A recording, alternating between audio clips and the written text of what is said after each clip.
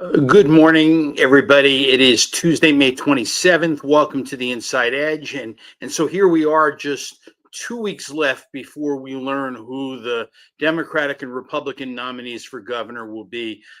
Early voting begins 1 week from today, and Election Day, I guess it's known now as the last day of the voting period. That comes on June 10th. And this has been a gubernatorial election of change. There's no county lines.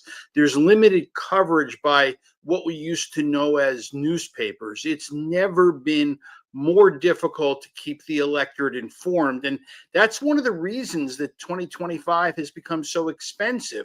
And one of the reasons why there's so many undecided voters this late in the game. Here's something else that marks a considerable change in the way New Jersey elects its governor. Newspaper endorsements have virtually disappeared. So far, the only newspaper endorsement in the New Jersey governor's race has come from a paper in Pennsylvania. The Philadelphia Inquirer endorsed Democrat Steve Fulop and Republican John Bramnick. Newspaper endorsements used to be a big deal. But not anymore. Gannett stopped endorsing candidates nationally. This is from an internal memo. They said readers don't want us to tell them how to think. And still, despite the changing times, some office holders play it a little safe. They're a bit stuck in the old days, maybe reticent to offend, perhaps desperate to hold on, to newspapers that are maybe taking advantage of them. Over the last couple months, the Bergen Record has summoned gubernatorial candidates to their office in Woodland Park for a discussion of state issues, an editorial board meeting. At least that's what they called it, even though the Record really has no editorial board, at least not in the traditional sense.